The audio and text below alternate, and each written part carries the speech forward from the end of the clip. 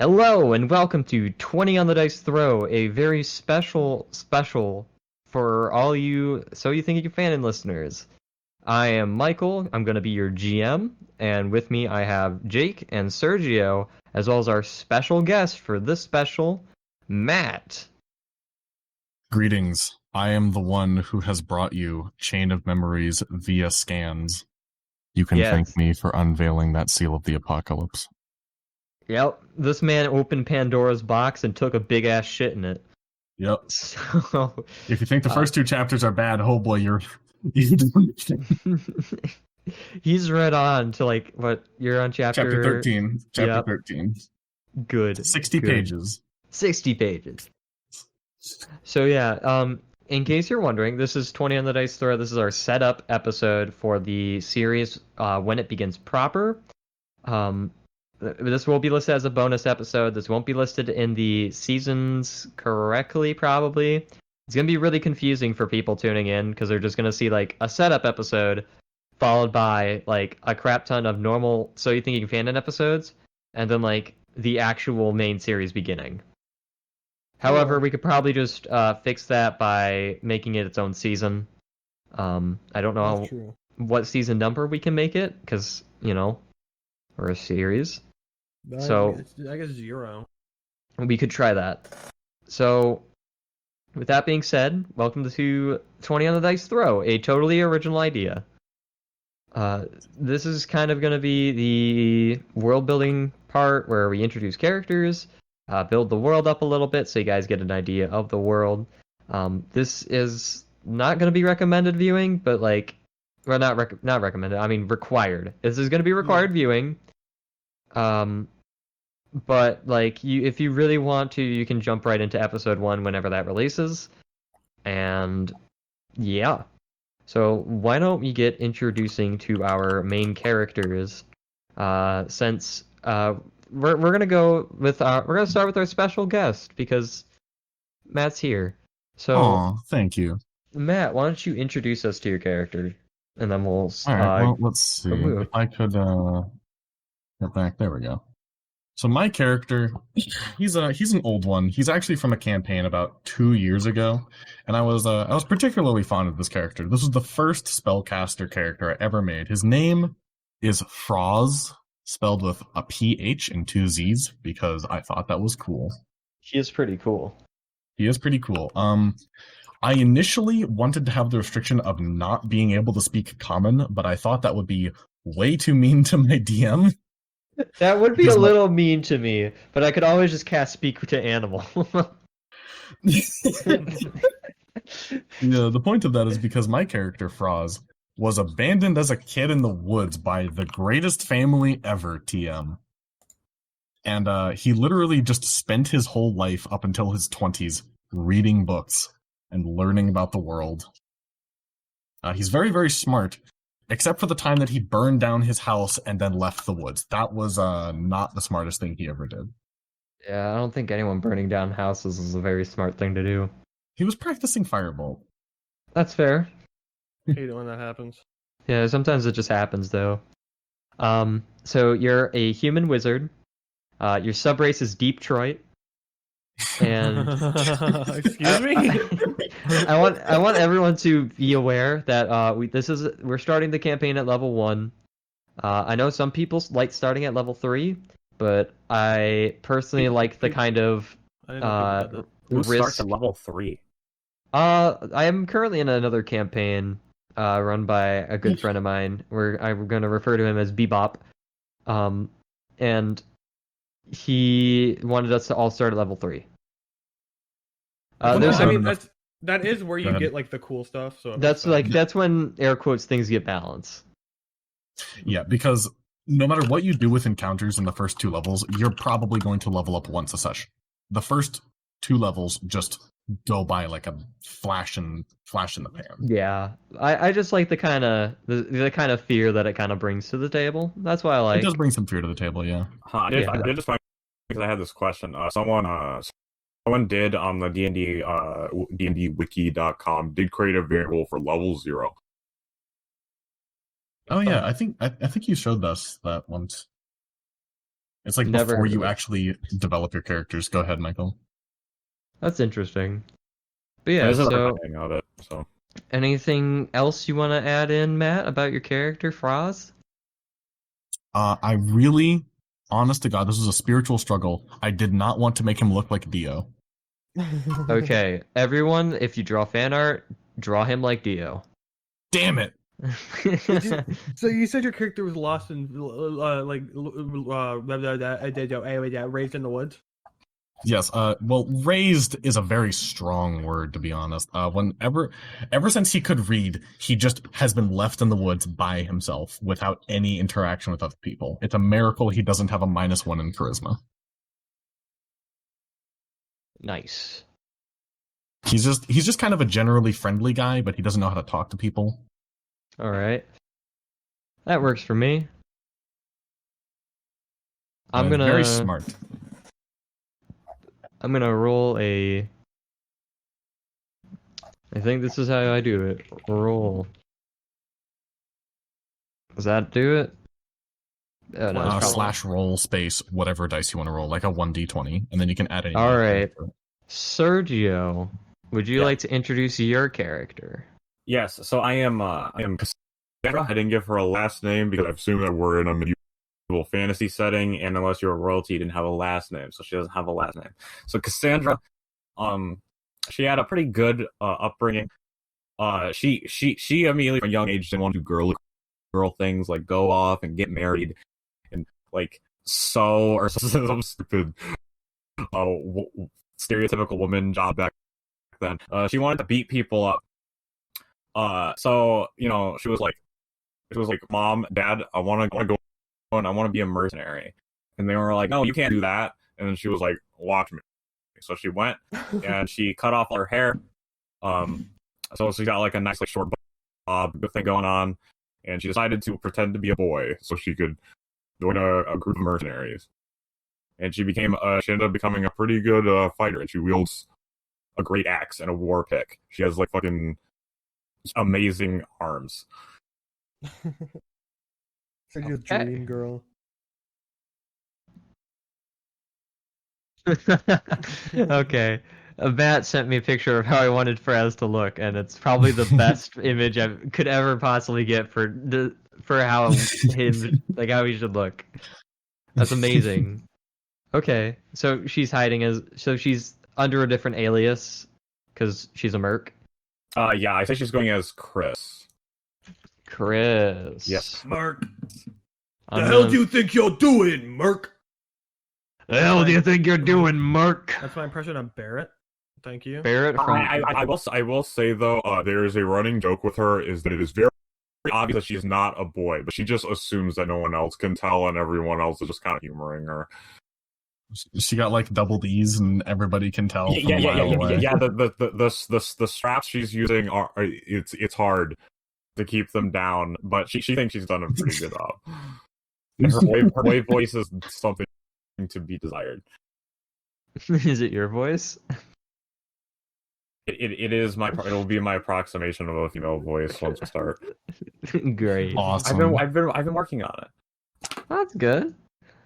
All right, and last but certainly not least, we have Jake. Why don't you introduce your character? My character's name is Diantheus. Small little farming boy. Grew up on a farm. Adopted by parents. Got bullied a lot in high school because he's a tiefling. That's not important. He's just a tiefling demon creature. But yeah, he really likes nature. What the kids call a bit of a hippie.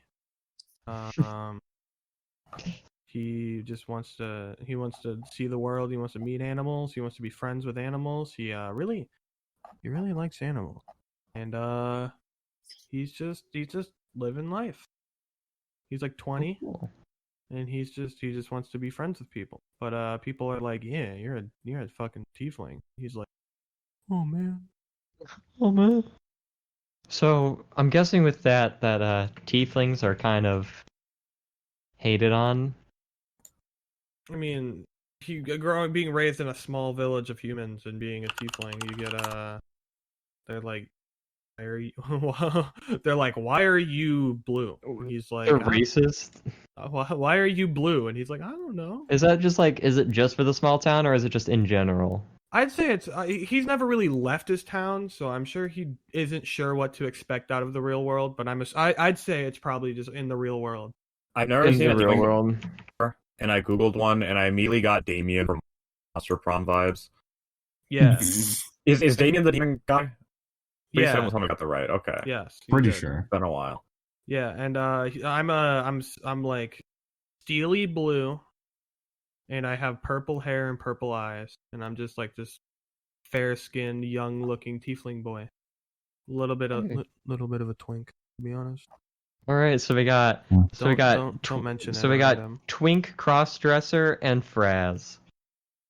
Yeah, whatever Fraz is. Fucking Fraz, Fraz is here- the straight man.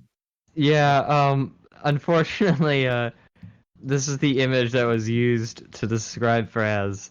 So, How old is Fraz? What the fuck? That's not his real hair. for anyone that's that can't see it, which is probably everyone. That kind of looks like a friend of mine in his wizard costume that he had. It's like a very like it's like a what's the dude from Lord of the Rings? Gandalf. Gandalf. Also, Serge, you mean the forbidden one? It's a Gandalf costume. Don't worry, I didn't use his name. If you want to see what the image looks like, just Back in look the up doc. wizard hat. Just look up okay. wizard hat and the grayest, most stock-looking image of a guy who you can't tell the identity of, probably because he was too embarrassed. That's the image we're using. Wonderful. Oh, I should Okay. get that into PNG format for you. So now that we've established the characters and introduced them, why don't we get into our collaborative world building? Excellent. So Hooray. the thing that I want to try and do with the world building in this campaign is to kind of start off really small and then grow from there. Like something as small as like a tavern. Like everyone's familiar with the tavern. Like what's the name of the tavern? What do they sell? How's the owners? And then we kind of expand out from there to kind of get an idea of what the world might be like. And I think using our kind of establishment of people are racist to tieflings, I think we can kind of expand off of that and see where that kind of leads us to. So, what do you guys think would be what do you guys think would be a good place to start? I feel like the small town that Dion is. Am I saying it right? Is it Dion? It's Diantheus. Diantheus. The small town that Diantheus is from. It was probably a good start. Yeah, Like, maybe. that is the most solid location any of us gave in our backstories. That's for sure. Yeah. Also, So- I'm making a cursed token. I was just gonna suggest potentially because we were talking about the tavern, maybe let's, because I don't know, I feel like the y'all met in a tavern is really overused. If we think it was like out of the box to start things off. You What's know up? what? We could start with the forest fire that Frost accidentally started. Yeah, I feel like that's a pretty big event. I was thinking because it would make it more sense for everyone to kind of come together would be that there was the forest that everyone's kind of familiar with, at least Diantheus and Fraz are familiar with, Yeah, is like, the same forest. like I was hanging out in the forest when it happened. And I was When like, when it went all litty. oh golly, Well, golly. what's happening there? I say, looking at the fucking burning forest. Okay, so I guess we should probably start off with what the small town's name is.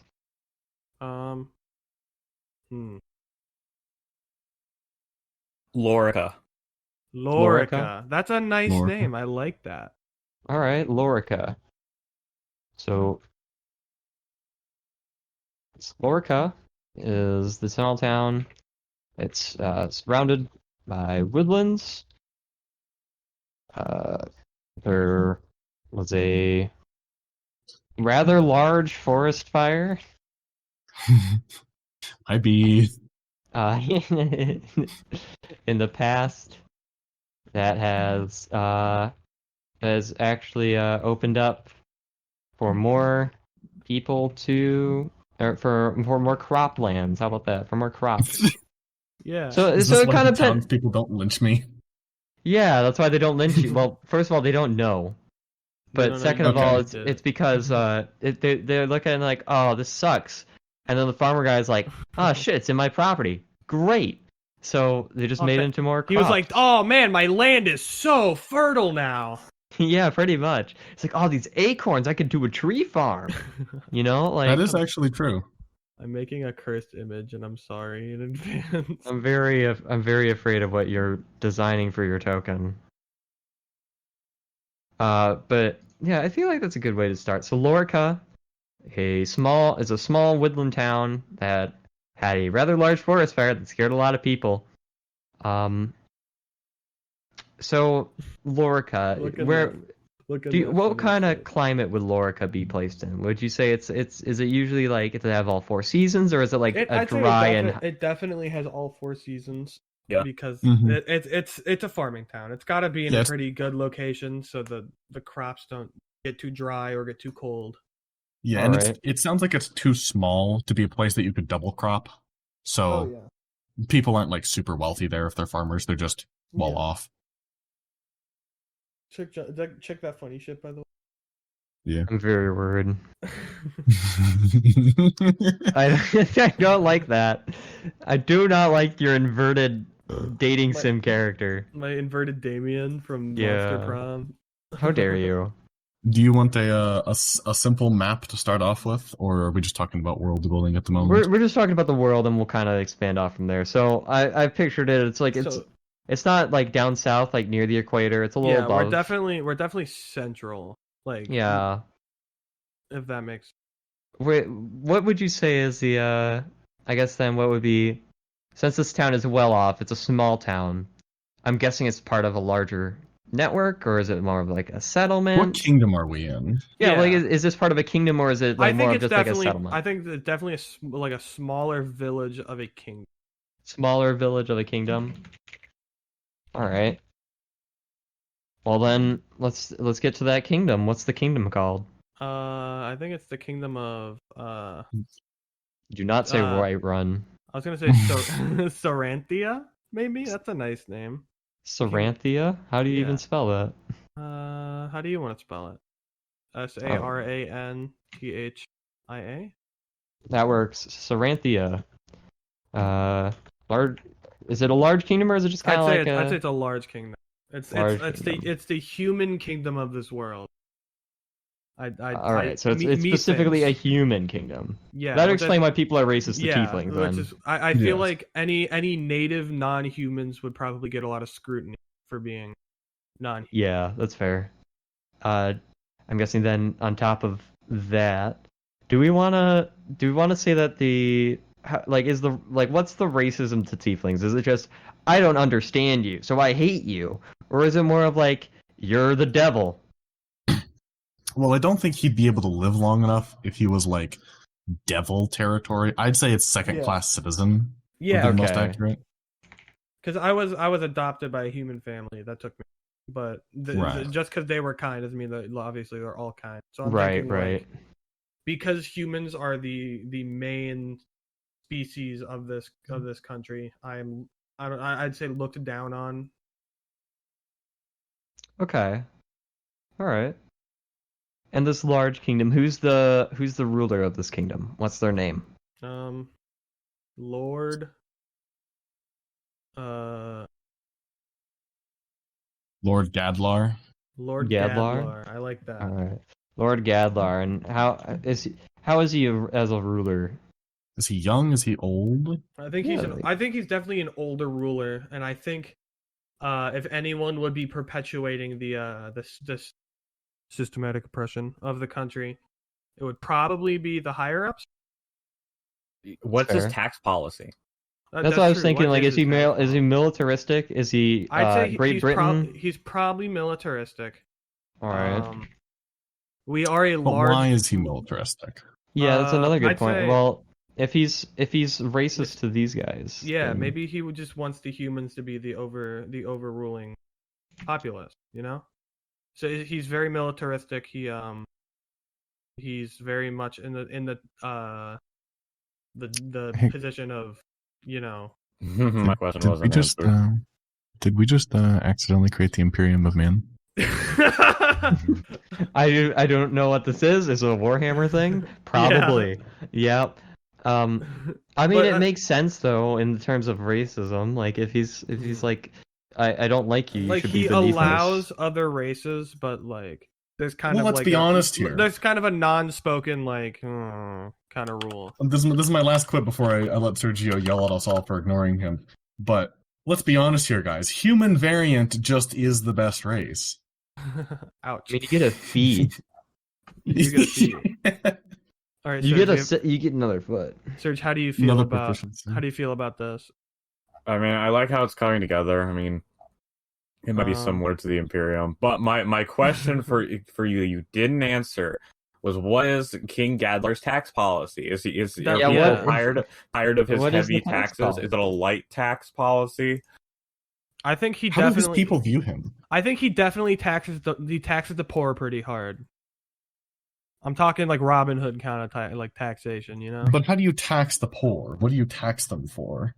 You don't tax Like, the poor. like, you like, tax does he people come until they knocking and become he's poor. like, you must pay the Imperial teeth 10 gold pieces. I feel like For it'd be like for the small village of Lorica. It'd be like, yeah, I need a good chunk of your crops. Yeah. So that's why they're so. a chunk of your crops or a chunk Joseph of your Stalin. or a Yeah, chunk so- or a chunk of your income. But I think the bigger question that Sergio is hitting at here, and we haven't really asked yet, is why does he need tax money? What is the tax money of this? Well, I'm kingdom assuming going the to? it's military. Military it's budget. it's to fund all of his wars. But then I have to ask: are we in a war? Are we in multiple wars? Are I there wanna border skirmishes? Well, I I'll let think- you guys say it, but I think Okay. it's way more interesting to be on the cusp of a war Yeah, than to be in a war. I think I- you talk first. All right, so I'd say that because we've already said that he's kind of expansive, that he's like slowly growing his borders, and there's another Yeah. kingdom that doesn't like it. He's getting a little too close, and they're butting heads. Let's think about what other kingdoms would be around, because obviously the Dwarven kingdom would be to the north because they'd be in the I have mountains. to ask, right? if you're going to be bringing in dwarves, is it going to be Warhammer related? No, there are no No. there are no dwarves. There are no dwarves in Warhammer. See, that's there my- are no okay. wars. Okay. Yeah, so I'm thinking the dwarves would definitely be to the north. And I would imagine that they would be they might be where the human civilization stopped expanding, because you can't really assault the dwarven fortresses. Yeah. They're Yeah, just so they're just kind of neutral. yeah. I would imagine that the dwarves are intelligent enough that they stay neutral, but they don't really like that the humans have Well, expanded. what if to the mountains. dwarves forge weapons for both sides? That's true. War profiteering? War What is it? profiteering. I think War that's profiteering. an interesting concept.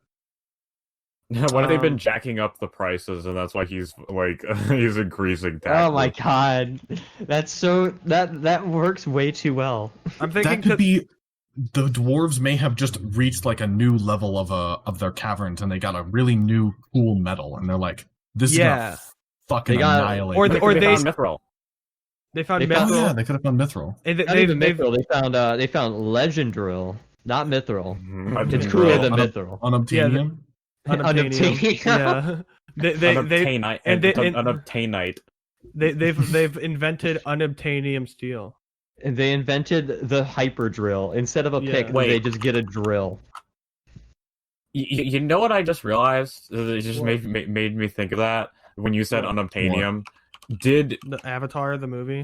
yeah? I was like yeah. Did Avatar just use the term unobtainium? Yeah. I Yeah, would I'm never thinking. So to the north would be the dwarves. I think to the south, maybe like the southwest, there would be like a swampy kingdom of like the less traditional races. Like we've got like the kobolds and We could get the boggart lizard goblins. the boggart So goblins. that's in the south.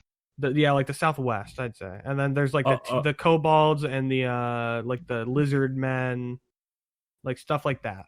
I'm just gonna say exotic races. Yeah. Yeah. Oh, by the way, since I went to the unobtainium Wikipedia page to see if Avatar just stole that term, there's also so people have used the terms handwavium, buzzwordium, impossibrium, and hard to findium, as well as wish alloy. I know TV tropes refers to it as phlebotinum.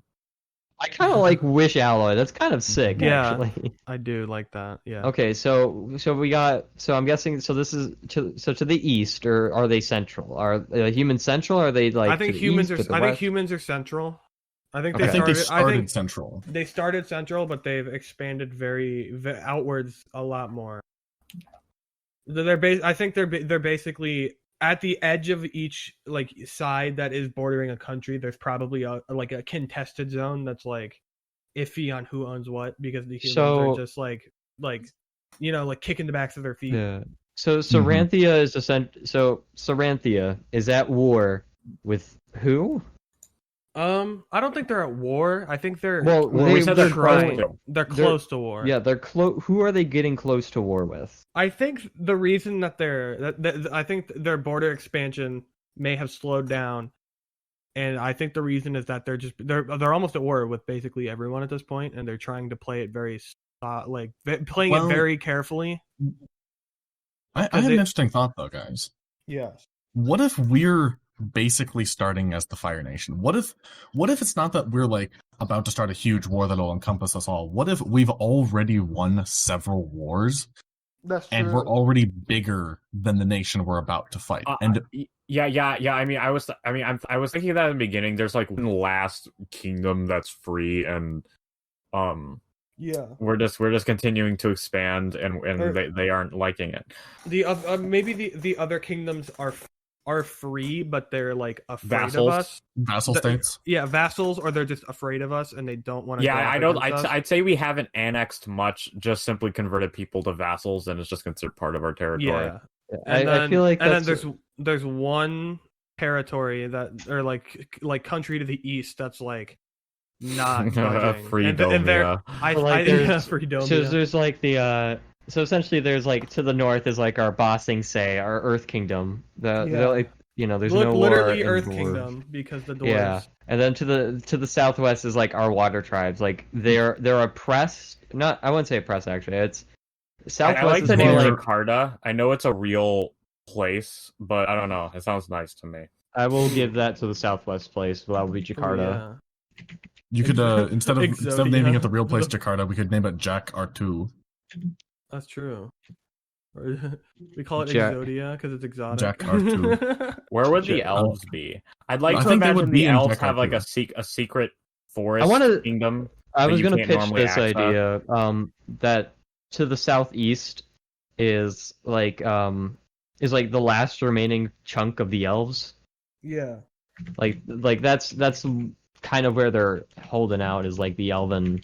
I think maybe there was a big elvish war and we like slaughtered most of them. Are What they if that like? was the first war? Is this like is this a Dragon Age situation where the elves live in like ghettos and then the free elves are just kind of hiding out in the forest using their magic to obscure themselves? Yeah, maybe something like Probably. that. I was thinking more like for me, like the way I was thinking it was like so Saranthia is at war, is like the big. I was thinking like in like first like the elves were kind of at war with each other, like, because of the civil war between the drow and like the normal elves.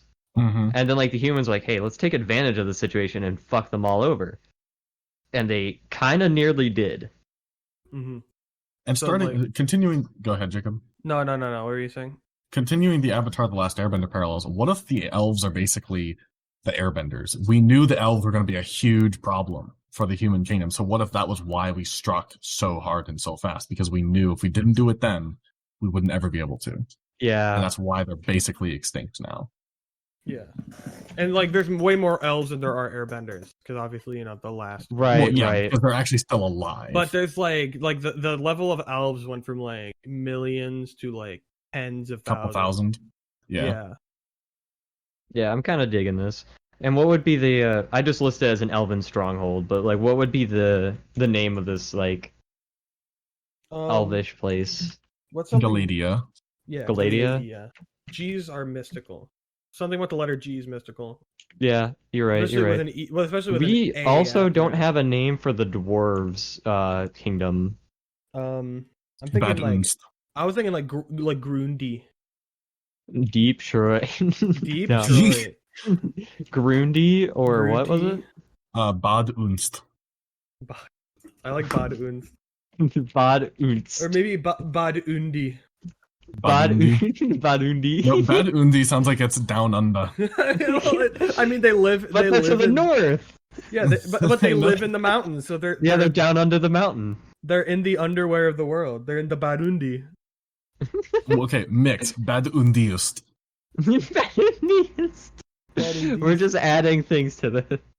Bad Undiust. Oh my god, I'm adding a U now. That's No.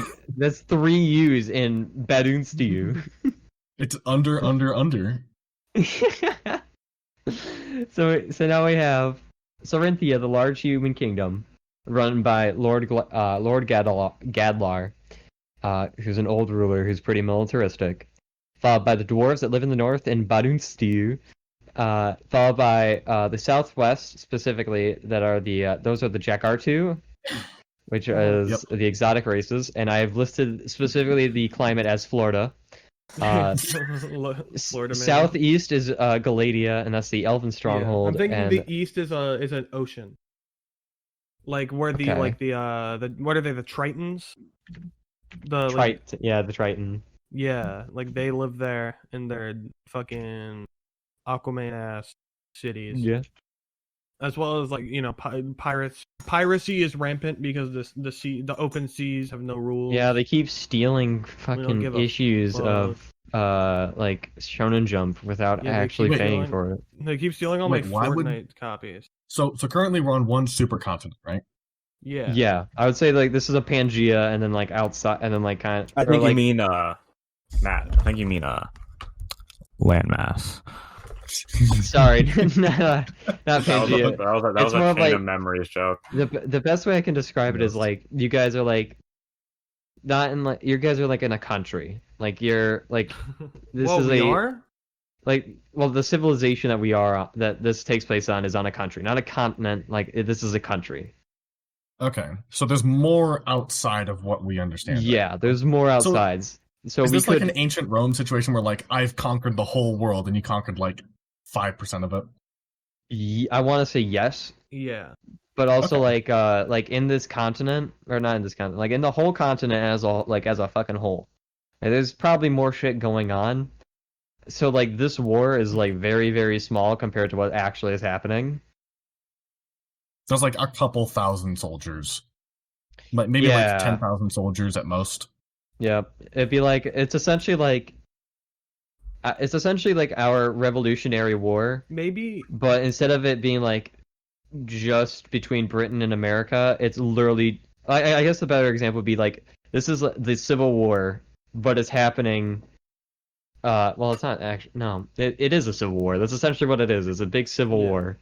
maybe we don't know anything about the outside world.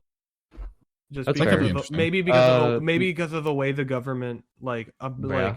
has an ironclad grasp on Perhaps. everyone. Is there an inquisition that knocks on people's door when they've been Sergio. talking too much about the outside world? Yeah, there is no outside world. Sergio, I have to ask you to stop doing the Warhammer parallels, or I'll cancel you on I, Twitter. I was thinking I- about real life, you idiot. I'm The thinking Inquisitors never said, "Oh, there's no other world." like I would imagine that there's well, like a trade. secret police or whatever. Yeah. You know, Like I imagine there's back then trade. that would be the like, Inquisition. people. Yeah, there's trade, but only select people are allowed to trade. Yeah. Like a very small percentage are allowed to go to the outside Well, Like- world. well, then that begs the question. Oh, go ahead, Michael. I was about to say like why is the outside world so hidden? Yes, that was my question. Why is King Gadlar? Okay, King Gadlar. He's been ruling since he was like what, 20? Is that what we're gonna say? And now he's in his Yeah. 60s, Yeah, I'd we'll just say he's a been doing little this for a younger. while. I'd say he's a Little little younger. younger, like 50s. I was 50. thinking actually, I was thinking like 60, like near like 65. Like I'm thinking he's pretty old, but like he's still got enough. Still like, got another to, 10 years left. Yeah. in him. that like if there is But a fight in he's- the middle of his throne room, he will he's throw a fit. down. Yeah, he's a fit 65. Yeah, Yeah. very Yeah, fit. I would say he'd definitely kick our asses. He's a I'd say king he's like a level boomy. 14 65. And Yeah, I'm gonna say he has his heir is like a more sadistic version of him, who's in his like 40s. So, like a I would Razula. say that Gadlar doesn't want anyone to know that like there's a better way of living. Yeah, he doesn't want I people to think know it that would be, that there are more powerful countries. There like the Yeah. possibility of more powerful countries and a better way to Right. live. Would it be interesting to have the reason that that they're trying to keep the entire world from knowing about the countries is because and the reason why they're killing all the elves is because the elves knew how to tame dragons. That's true. Ooh, that could be a good reason. And then the dragons, And- maybe the dragons are doing shit. Also, Yeah, I'm like gonna say- essentially they Oh, I during can this finally war make they a joke. wrote off Guys, dragons. imagine dragon. Sergio, I hate you. Can we kick him out? No, we need him. But I was also thinking, since I'm a tiefling, I'm gonna say tieflings are like super like presumably from outside of the country because like no one knows shit about them other Yeah, than they exist. They are They don't probably really they don't really see them anywhere or anything. They're just like, oh, that's a tiefling. well usually Yeah, no- demons come from the abyss, but I don't Yeah. fucking like the plane system. I'm I literally thought they would like come from hell. yeah, like I'm I not don't like I'm not literally a demon. I just look like yeah, a demon. you're a half demon technically. Yeah, I'm more like a near. I'd say at least in my opinion, the concept of the tieflings would be more like a near human of Star Wars, and like I'm human-esque, like just It's Yeah, not like like- you're 80% demon, 20% human. It's like Yeah. you're almost entirely human. Now, this does beg the question, though. yeah. So we're making kind of a big deal of the outside world now, and we're saying tieflings may have come from the outside world. Does this mean that if a higher up in the government sees Jacob's character, he's just going to be like, kill him? Please kill him right now. No, because they don't want to make it too suspicious. Because they don't want people to know that they're oppressing them, They information-wise. would probably send some like an assassin at the Right, least. but to I him will out. say, Yeah, it wouldn't even be if like people are like viewed as evil, they still have usually pretty decent reasons for what they do. Now, King Gadlar sounds like he's at least pretty patriotic. He yeah. likes humans being above everybody else. So what is the reason that he's attacking human people, his own citizens, that they can't know about this? What is that danger? Because we haven't really hit that on the head. I was gonna say dragons. Dragons. Right, but Dragons are what knowledge. pretty do the fucking dragons terrifying. do? What do the dragons do? Why does keeping people safe from the dragons help them? Why Elves doesn't he know say, how to "Hey, dude, shape drift? Because if the dragons are controllable, the dragons are more powerful than any weapons they could possibly have. So right?" But that doesn't explain why he's keeping it secret. That's fair. We've literally not conquered. We've put the elves almost into extinction. We've vassalized several states through racism, and you have to know something to be racist towards it. So why Yeah. is he scared of us knowing about the dragons? What do the dragons bring to this table that he is fervently against anybody knowing about? Does he want other people to not tame them? I'm assuming he's trying to get like a monopoly on them. Like maybe there are like a select group of Yeah. people that can control dragons, but he hasn't found any of them yet. So he doesn't want anyone to know Ooh. about them, just in case one goes up to I a dragon want to and say goes, specifically Fuck. elves that know how to like they I'm know gonna the say- secret of the trade. Yeah, I'm also gonna say maybe the dragons are his plan to make the country a more prominent country in the outside world. Maybe he wants to weaponize the dragons because as far as like the higher ups of everywhere know, like there's really no weapons that are stronger than a dragon. So if you have dragons, then you can pretty much besiege whatever you want. I figured it out. Can I share my idea? Yes. Why No. did he kill so many of the elves? Why were the elves fighting? Simple. There was a third group of the elves. They were the dragon riders, the most powerful group of the elves, the most wealthy, the most aristocratic. They were the highest of the highest. You fucked with them, you fucked with giant 30-foot long dragons. And the humans sent their best guys in there and they killed all of them. Every last one of them. All of the dragon riders are extinct, and he has ruthlessly stamped out any information about the dragons because if the elves know they can tame dragons, he knows that the war could restart and it would not go well for the humans. The only reason that they won was because of surprise. Yeah, I feel like the best way that I could describe it is I guess let's stay away from like if this is a huge continent. Maybe it's just an island. Like this is just an island that everyone's on. Yeah. Just to keep it away like simple as just this is just a small. This is a small like this is an island conflict. That's why people can still trade. They can still leave. Yeah. But dragons are like they're a thing, and I feel like the best way that could possibly happen, like dragon riders are not like it's not like its own like Not their own group, but they are an element. I won't say they're like they're in their own tier. Like it's not like a it's not like in the hierarchy. It's not like they're a samurai or something. Yeah. Like in their hierarchy. It's literally just it like they like elves know the secret of taming dragons, but like as if you can it's like the Jedi. Like after Anakin killed them all, people just thought that they were a myth. Like Right. that's essentially what happened. Was like Gadlar's father or maybe his grandfather wiped out like most, if not all, of the dragon tamers and like all their younglings and stuff. Well, in an Gadlar's been effort- living a long time, so maybe not his grandfather, but his father did. That's why I said father or grandfather. Yeah. So- It's in his lineage. to Yeah, have it's done. in his lineage, so that way he knows, which is why because I feel like Gadlar would be very, very cautious about what he says, specifically because I feel like it's something that he knows, and like maybe only like his second in command or whatever his like right hand man would know. And whoever killed the dragon tamers, of course. Yeah, Yeah. which would probably be his his father's best men or like a assassin, They're maybe like- even a they're like- mercenary group. They're like all dead though, Yeah, or like super old. From age or because he didn't From want anybody age. else to know? From Okay. age. yeah, like I feel like the dragons are very hush secret, and I want to say that like if they killed all the dragon tamers, dragons are still roaming around. Like people are gonna still find dragons. Right. Some elf is eventually gonna find a way to tame a dragon again. Because it's in their blood, it's in their lineage to be able to tame that stuff. Dragons. Right. I thought they were but a myth. Dragons. Right. So Yeah. so let's recap here what we've settled up because we just finished a huge chunk of that lore. Yeah. So should I start it or do you... Go ahead if you want to recap it. All right, idea. One last thing. Gadlar's father is named Gad Ardu. Gadlar's grandfather is named Gad Ernst. They start with Gad and they go into something else. Stupid stupid family thing. Not sure if that should be how it works, but one of Gadlar's either his father or his grandfather, they had this ancient vanguard of uber badasses, and he knew shit was going to go down if the dragon tamers didn't die, because they wanted to expand the human kingdom, but the elves were going to crush them if they didn't do that.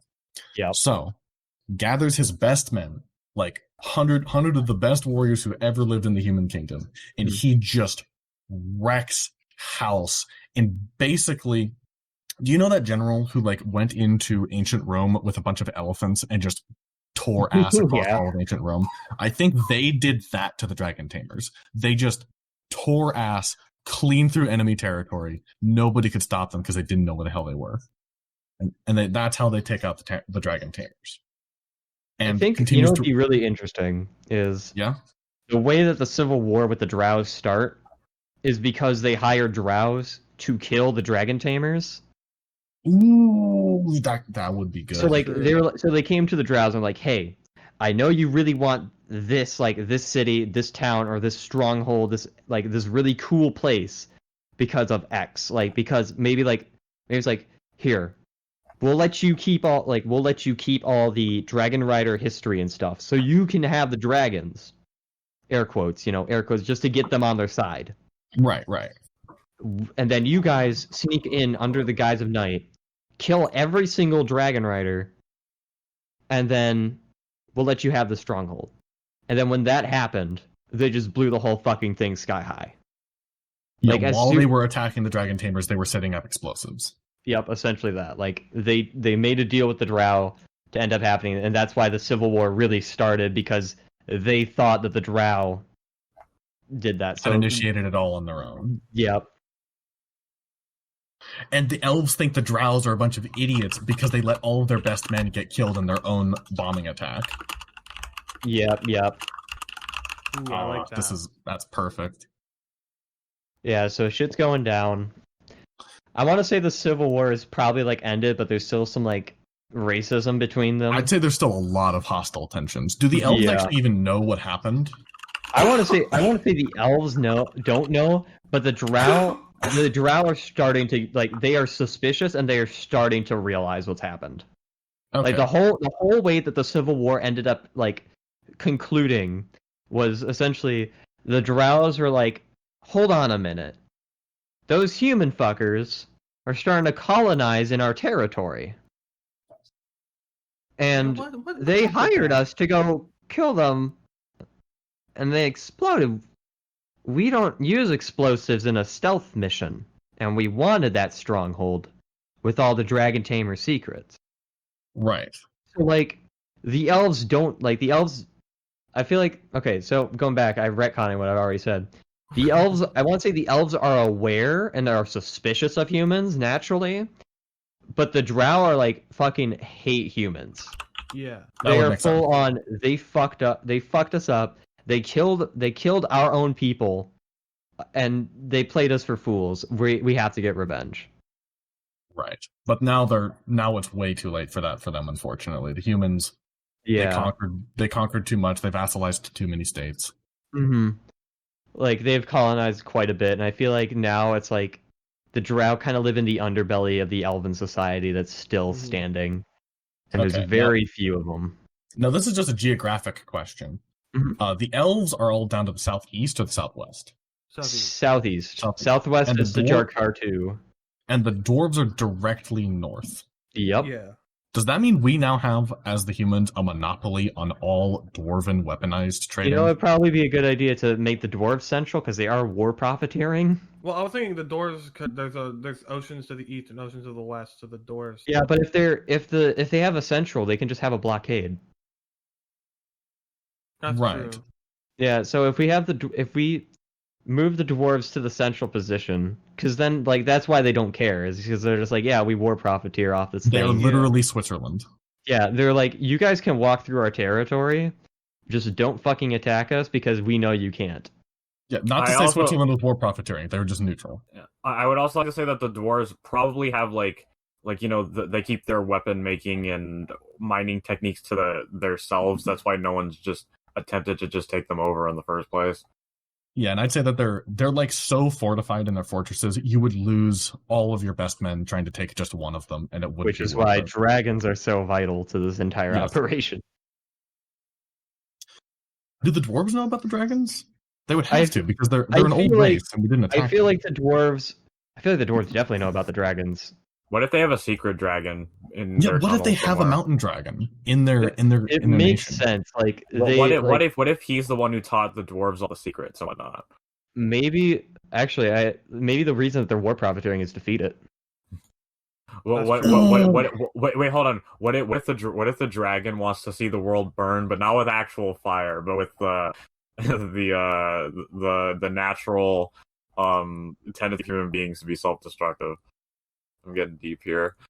Deep. Maybe we're the real monsters all along. What if this is going to be weird? This is going to start talking about dragon biology. What if the mountain the dwarves live in is a shed skin of that dragon? It's got to be a pretty fucking huge like dragon. It's like the progenitor of the dragons. Like, I think it'd be interesting if like it's essentially like the land between the dwarves and the elves and like the humans is like essentially like a draconic graveyard, like the elephant graveyard in fucking Lion King. Like, yeah. Dragons when they are old, they come back to this mountain because that's where they're hatched. Like the dwarves, they breed the dragons because they have all the funding, they have the gold, they have the necessary tools to make dragons happy, and they also live in a fucking mountain, which could be a volcano, which is why they have dragons. And then what they do is they give it to the elves in exchange for exotic wares, which then they sell back to the humans in exchange for gold. Yes, and I know why the dwarves are still keeping track of the dragons, even though they can't sell it back to the elves now. Dragons fire. That's their secret to weapon forging. It's not a natural volcano. It's perpetuated by pure dragonspire. Yeah, the Are humans they very friendly with the dragons? Or like I would imagine like if they're a nursery for dragons, they're like the dragons are like their best buddies. I think they religiously worship the dragons. All right. The dragons are entirely based around like what their culture is based around. So they're like they have scale mail armor. They're like they have, number one dragon fan. My favorite dragon is Tiamat. Dude, fuck you. Oh, fuck you. Dude, why would you say that? I think that works. I think this is already starting to be a really interesting campaign setting. Yeah, I was also gonna say the dragons were like a god species to the dwarves, and because they fucking melt the metal for them.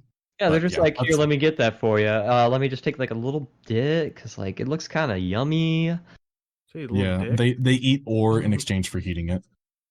Yeah, they just fucking chow down a little bit, you know? They crunch. What if the dwarves make food out of metal? Like a variety of metals, like spicing it up and mixing it together to make food for the dragons. I feel like they bred a special species of the dragons that just eat metal. Yeah, like I mean, they get the shed dragon hide, so they have like fireproof armor because they're cool. and they convince people that it's a new mineral they found, so it's they don't know that they're using the dragon. I feel like people would be like, especially because it's like a draconic graveyard. If they're traveling through that, they're gonna know. But like the dwarves would just be like, they could always just say, yeah, we found it outside. It's a dead dragon. We decided to use it for armor.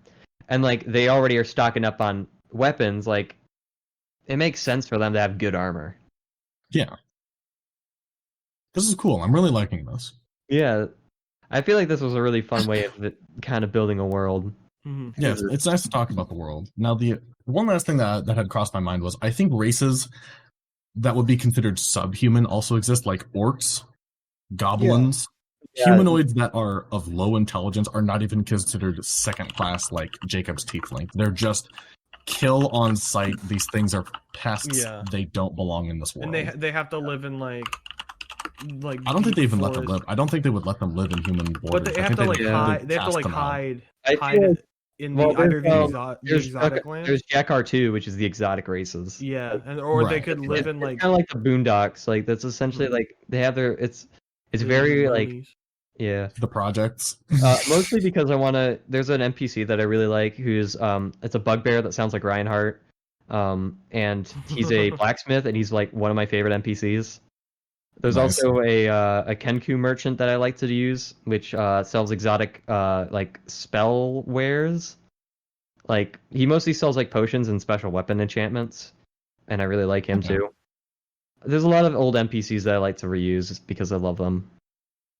Now, on to one other part that we kind of need to discuss. Where is Lorica, our village, in this human civilization? Are we closer to borders? I want to say we're a border town. We don't really get much traffic from the capital, and we kind of live kind of a free existence because people have just kind of forgotten that we're there. Yeah, I think we're close enough to like an ocean where like if we need to fish, we can go fish. But like I want to say that there's the way I picture it is it's more like a river run or Riverwood from Skyrim, where it's like it's on a river, so you have the fish and stuff, but it's not like it's a good distance away from the capital to where it's like they'll leave you alone, but they can still get to you so they can collect their taxes. Because Because like if we take a look at like a long time ago historically, like with the Roman Empire, like if you lived on the edge of the Roman Empire, it wouldn't really like matter you were part of the Roman Empire unless a tax collector came by and was like, we need men, or we need food, or we need money, and then I don't know, tax collectors stop coming. And it's like, I wonder what happened. Did the empire fall? You don't know. It's 200 BC. Yeah, and you don't really feel beholden. You don't really feel beholden to your empire that way. So I was wondering, are there local lords? Is there a noble hierarchy in this? There would have to be local lords. Yeah, I think our town is more of a, instead of it being like a local lord, it's more of like a council of like local lords. Yeah, but it's kind of hard. Like it depends on where. The head of the merchants, the head of the farmers. Yeah, I feel like the it'd be head more of the like builders, stuff like that. it's essentially like a town. I would essentially see it as like a town council of here's the people that make us money, the people that give us food, and then the people that build our and then buildings. and then you have like an open spot for the discussion of just the people. Yeah. Right, but who reports back to the centralized government? That's a good point. There needs to be I think someone like an kind of a overboss snarf. instead of an open chair for like the people, like there's there's the head, which is the people in general, and then his like lieutenants, which are like people who make the food, people who make the money, people who build the buildings. What if we Like, have people who like make the law a thing, and people who help deal with disaster. So there's like 5 branches. what we could do is actually we could have a governor who has been appointed to us by the centralized government. He runs our town and a couple of neighboring towns, but our town also has its own unique government system where we have, the head of the merchants, head of the farmers, The town all that. council, which is essentially like your mayor, and then like you have your governors. Yeah. And I think the governor, he would govern the local area, because you need somebody to maintain the hierarchy, especially since Gadlar's kind of an authoritarian kind of man. He'd want to know, I have this country set up properly. I know what's happening. Yep. He wants to make sure there is humans. And if there is no humans. Yeah. But one last question about Gadlar I think we should all ask. What would it be like to have a beer with Gadlar? Have a beer with Gadlar? What would he say? What would you talk about? Are you a human? He'd first ask, "Are you human?" I'd like to say that Gadlar, when you talk to him, is like I think he'd actually be a fine guy. Yeah, I think outwardly, like as a person, as a like figure of society, he'd be very kind and like noble. I think he's a guy who does bad things for good, like he does bad things for good reasons. He's not evil. He's like, this is just how the way the world works. This is how I believe I can keep everybody going. But his son, however, is just like his son. His son's like a problem. Like even he knows, like, oh, my son's fucking insane. Maybe even son kills him at some point. Because Gadlar has, regardless of how quote unquote evil Gadlar is or his lineage is, Gadlar is running a fucking massive country, and there's not like rioting in the streets. And it sounds like, from what we're describing of our own town, we actually have reasonably fair representation in our local government. Yeah. Except for me. I definitely feel like I feel like he's one of those people that's like, he puts on a mean face when he's talking and dealing with like actual war and politics and shit. But when it comes to the people, like that's what he cares about. Like he is a people's man first. Only if the people are humans, though. Yeah, only the people are humans. Yes. Like I feel like if we were to confront Gadlar and we were like, oh, you tax us too much, 50 gold pieces from our village, and he's like, well, I have a lot of roads that need, Yeah, like he'll give understandable reasons, and like he'll be like, yeah, I understand, but like we have a huge like thing to run here. Or like, I don't like you annexed our village, and I was like, but the person who ruled over your village was a tyrant who, didn't care about you and didn't replace your water. I came in and I fixed your water. Yeah, like that's essentially what I view him as, is like he's like, if you're not human, he's gonna fucking hate your guts. But if you're human and you come up to him and he's like, he'll just be like, hey, how's your day going? Like, are you enjoying the peaceful town? Like, but he's of course get right to the point. Like, what's the meaning of this meeting? I'd say he's probably a bit of a cult of personality. Yeah, he's kind of a mix. Like, now, why is he so racist? What has he been taught about races that are not human? I think before they have stuff that they don't. Maybe but that doesn't make him racist. Because a citizen of his civilization that isn't human, what would he say to this person? Why would he dislike this person on the subject of their race? I'm thinking maybe what is his reason? It's taught through his family. Maybe his father, his his ancestor that like his great grandfather that founded the country hundreds of years ago, or his like great grandfather, like The original. yeah, Gad's like, great. Dad. yeah. Dad. He, like when he founded the country, he founded it in a time where like most like all races were barbaric and just like every race Most thought races, they were because elves are pretty. all races thought they were the greatest, but the elves looked down on everybody, and so I feel like it was mostly, everyone like- just grew prejudice like with each other that most races got rid of, but like in this country like they just let it stew. I think it's more of like when humans like kind of settled in, they thought they were the greatest, and then they met the dwarves, and the dwarves were like, "Hey, we got cool metal and shit. We can help each other out." And they're like, "Okay." But then when they met the elves, they're like, "Oh, cool, you got dragons. You should teach us." And the elves are like, No. no." Why would I do that? Yeah, they're like, "No, you're dumb." They'd be like, Monkai. Essentially, you doing? it's like it should. I feel like it's mostly based around the fact that like when they found them, they were like they thought they were hot shit, and then like the person they met were like actually like hotter shit.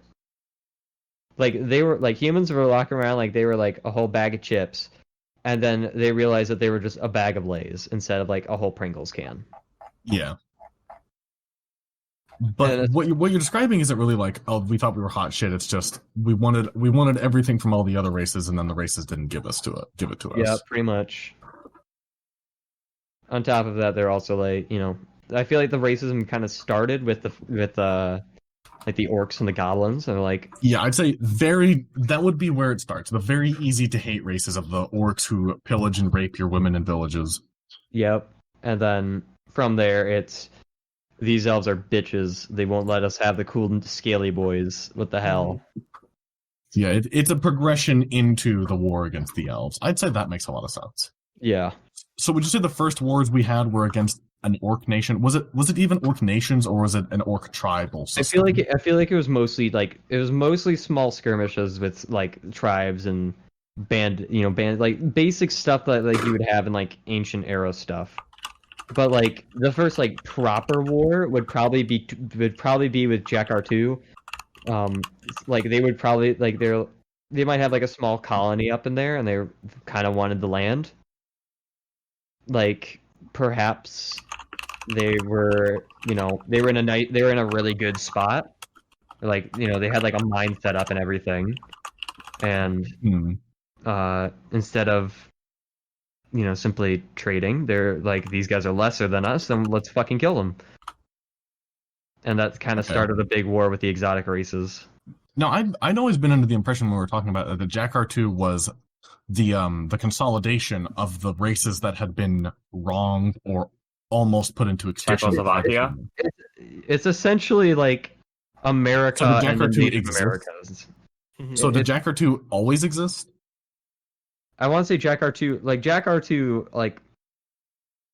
I feel like its territory was much bigger, and then it just kind of got dwindled down. Yeah, I think maybe it started as a bigger country that got dwindled down, but to make up for it dwindling down, it opened its borders to everyone. So Yeah, they so it's like a trading hub of like all the weirdest things you can find. Yeah, and so they could like regain the people they lost. They let in other races, which is why it's more of an exotic territory. There's a lot more races there because they allow more, as opposed to the humans, which don't really allow anyone. So who were the original Jakar-2 people? Like orcs, goblins. Yeah. That sort of, I feel like it's orcs, goblins, and then like some more like slightly exotic races, like probably like turtles. It's like, you know, the turtle folk. Yeah. Okay. And then because it's a swampy area, I want to say is it bullywugs? They're the frog folk from. Think so. Yeah, I think they're bullywugs. So there's frog folks that live there. Okay, so basically, and then also gnolls, because gnolls. Yes, and maybe kobolds. I wouldn't say kobolds. Too much assholes. I feel like kobolds are like, because kobolds like come towards draconic presences. So like I feel like they would come once like the mountain dragon has produced children, and the elves are like, hey, I know how to tame these. Like, I feel like the elves and the dwarves have this kind of symbiotic relationship where, like, if the elves didn't come in and give them, like, you know, fine wares and stuff to, like, kind of benefit, to, like, kind of be okay with each other coexisting, and then we're like, hey, you guys, oh, these are cool, like, giant reptilian things, and then they actually tamed them and taught those to the dwarves, so that way they could work up their blacksmithery. But I think kobolds started to notice that kind of draconic presence, and then, like, through, like, rafts and boats started making their way there. Okay. Now, you did just bring up an interesting point, Michael, and I think there's an important distinction here. I don't think the dwarves have not tamed dragons. I think they worship the dragons, right? Yeah, they worship the dragons, and thus, when the elves came in, they thought they were, you know, they thought they were like angels to them, pretty much. Like the dragons were their gods, and they worshiped the dragons. But then an angel, or, like, you know, like something a dragon can trust, just walks in and tames it. Like, you're essentially taming their god.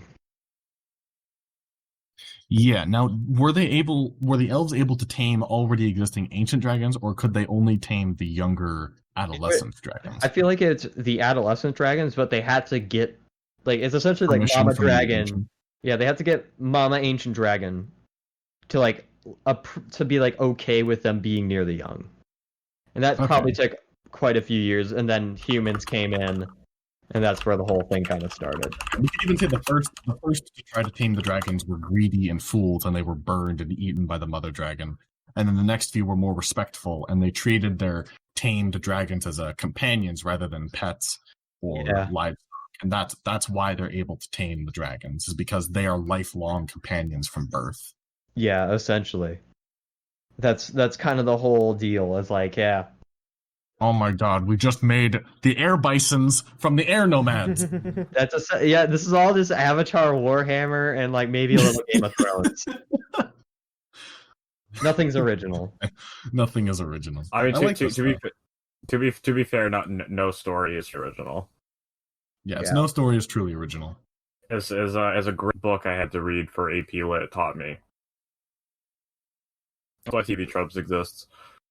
Anyways, let's I love all this rich lore talk, but let's bring it back down into a little Lorica. I can't imagine that we would border the Elven territories. I imagine that we're bordering Jackar too. I think if anything, I think we'd be more eastern or western, like northwestern, so we could be like coastal. But didn't we say we were a bordering town? Yeah, that's true. But like a coastal town, that would get a lot of hustle and bustle because you're right next to it. We're not like next to the coast, but we're like a day's trip away from the coast. So if we need to go fishing, we could get a group to go like a day's trip to go fishing and then come back. Yeah, Wouldn't your fish spoil after a day's trip? Ice. Like if you're, but we're in a medieval town. We don't have access to ice freely. We get ice from the dwarves. Dwarves don't have ice. They have fire-breathing dragons. They live in mountains. Mountains have ice. They live on an artificially volcanic mountain filled with dragons. Fair. Then like if you're fishing in a medieval setting, you're fishing like 30 minutes from your house. You're not fishing a day's carriage right away. Yeah, I feel like it's either we're on the coast or we're just near a lake. Yeah. Or we're on a river. Matt, river. Like a carriage ride, like a day or two away, that's another town entirely. That's just, you're just in another place. Yeah. Like I feel like that we're pretty close. But like this is a border town. On a river that dumps into the ocean. Yeah. If you guys are near like Elvish territory, it'd probably be like the safe Elvish territory. Like it wouldn't be like. I feel like the stronghold is very close to like, it's kind of like in the center of like where they are. Like they have everything they need to like kind of coexist there. but it's pretty locked up, pretty highly secured. It's in between like a hill, like many hills. It's kind of like it's just like a really nice stronghold, but it's hidden away from like the rest of the civilization that is kind of there. We're talking about Galadia, the Elvish stronghold. Yep, the Galadia, the Okay. Elvish stronghold. How long do you guys think we're gonna go? We have been at this for a while. Yeah, I was about to say we we should have probably been. wrap this up now. Yeah. I think we've talked enough about the lore, got a kind of good idea of where we want, and I can kind of create the story from here. I think we should wrap up with what are our characters doing starting out? I think we said like- Froz made the forest fire, and the forest Yeah. fire has sort of brought it all together. But like, I I mean, think like that now. oh wait, are we not starting at the fire? Are we starting at the fire? I do not want to start at the fire. Okay. So like, I let's say already it's said the been, fire like, fire opened up for more crops. Like this is let's like say Okay, it's, yeah. it's been like Yeah. a few, like 2 or 3 years after the fire. yeah. Okay. So, And that explains so- how Froz could learn human language. Yeah. So I'm thinking I'm just like a farmhand who lives in like in a barn on a farm, Yeah, or like a farmhand's quarters, I suppose. that's fair. All right, and Fraz, what are you doing then? I think Fraz would have a little apothecary where he looks at spells, maybe a library, small bookstore where he has like 2 shelves or 3 shelves of books that he has managed to salvage from his old home. Like in the town. Yeah, like in the town. So he has his own I'd store. say, yeah, I'd say he'd have to be living in the town at this point. He wouldn't have found anybody anywhere else to live. Maybe Yeah, he impressed them with his magic. I'd say Cassandra. She's been at work in town and it hasn't been going well, and she's kind of been taking her anger out in the bar, of like throwing dudes into tables and whatnot, getting into bar fights. And the bar owner's like, "Could you like not?" And then she's like, "You want some too?" And he's like, "You know what? I'm good." Yeah, no, I'm okay, thank you. I'm okay, man. So would our characters be like peripherally aware of each other then at this point? I think I probably visit your bookstore. All right. Give me a second. I have to Even kill though a fly even real though, quick. even though I'm pretty sure my intelligence is 8. Well, I could say I run a tutoring store with the books inside of it. I could Yeah. like teach some people how to read and things like that. You may have hired me to help out at your farm because I have the best arms in town. Yeah, that's And because true. we're on a bordering town, we might be vulnerable to either wildlife or small Yeah. tribes. Yes, maybe Sergio and I are both farmhands on the same farm, and then because I didn't get to go through school because I was a tiefling. I only got to go through like basic education. I go to Fraz for tutoring. Fraz Okay. University. I swear to God, last lore question I'll ask you guys because I've taken total control of that. What is the education level of this kingdom? Because schools didn't exist until like I the want to late say 19th that century. because wizards are a thing. I feel like wizards are very much like you have to be human first of all, Oh yes. and the second part is you have to be like Yeah, at least for advanced. I think education. there are universities where if you have enough money, you send off to Yeah. the university If to learn you- things. But there's not like middle schools, elementary schools, and high schools. Yeah, I'd say there's basic education for children that like any race in the country can get because they're yeah. required. It's very And like you then have basic education, From and then there, like, you can either branch off into working a like small, like low class petty job if you're non-human, or if you're a human and you have the money, you can go into a trade school where you learn you go a to trade. the military.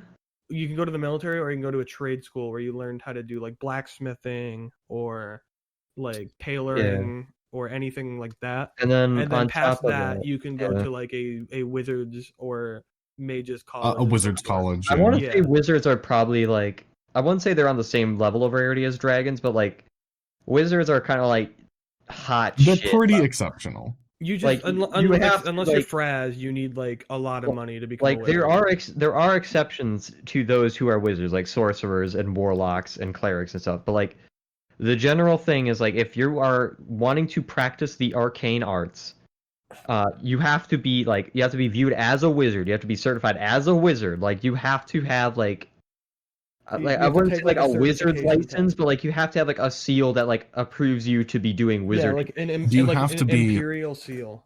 Yeah. Do you have to be a state alchemist, if you will? Yeah, you have to Godfrey. be. You have to be a. You have to have like You have an to be insignia. Edward You Full have to Metal have Alchemist. you have to have some kind of permission from the state. We'll say that. Yeah, which is why like you don't see a lot of them. Like especially like non-humans, but like humans, like you have to be one. You have to be probably in the capital because that's like where like the busiest, more rich people would be. Mhm. On top of that, you also have to you have to be human. You have to have good money. You have to have a good you have to have, you have to be very smart. Mhm. There's a lot of requirements that require into going into being a wizard unless you're like very lucky and you're able to steal knowledge or learn it by yourself like Fraz. Yeah, I would imagine that Fraz's lineage is somebody in his family just had that home out in the middle of nowhere and they were wizards. But I don't know. You're free to do with that what you will. I've always just liked the idea of Fraz started out as a wizard. He's a very young wizard. He just knows a lot because he's sort of an adept or a prodigy at it because he just grew up for years with nothing but books. He's Yeah. a fucking nerd. If you want to make him like the son of the biggest racists that ever lived, go ahead. It's fine by me. No, I feel like Frez would say I feel like the best way I could describe it is like because he lived out in the forest. I feel like humans would probably be a like kind of scary thing to him, but like stealing from them would be kind of easy to do. Like you gotta live somehow. And I mean, like some things you kind of have to do. yeah, I mean, I always just imagine that he would just have lived out in the woods with basically no contact with people because he would have survived based on what he read in survival books. Well, how did He you get would those have books watched then? survival YouTube video. That's what I said. He just maybe I didn't clarify it much earlier, but he just lived in a home with a bunch of books about a bunch of different stuff, and that's why he's got a +3 in intelligence. All right. That works for me. He's just been reading books because he knew how to read by the time by the time that his family had left him, and that's why he's sort of antisocial. That's fair. Okay.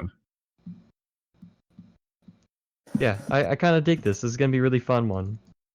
Awesome.